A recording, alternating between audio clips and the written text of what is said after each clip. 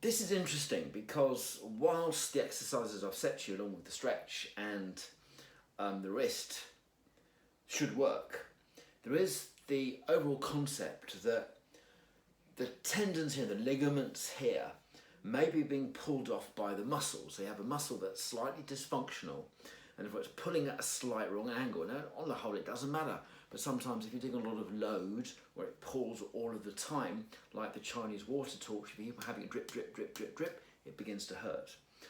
So this is where I'm going to have to teach you online, on camera, how to touch yourself. It sounds really weird. Now, there's a lot of ligaments and muscles, but there's still muscles here. So what we're going to do, you're going to take your thumb and want you slowly to begin just to push it in there. And you're going to find also, if I back, the bit that hurts more than others, and you're going to go over it 10, 15 times. Ah, there you go. Then I'm over there, there, there. I'm going to do quite a good sweep pattern. And then you find there. Both sides, worthwhile doing both sides. You can go between the bones. Now I can do it very detailed in terms of muscles, but just for now, get your thumb, find this.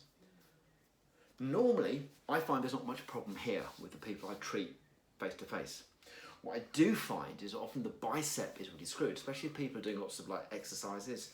It can look really good, but it can be really gnarled up. So you're going to get your thumb and you're going to start pushing it down, and then all of a sudden you go, oh, actually, you're sort of go, wow, that feels different. It's not just pressure. You go, oh, there's something there. So you go over it 10 times and you start going down a little bit, and then you can come to the side. Look, you can grab this muscle, you can there.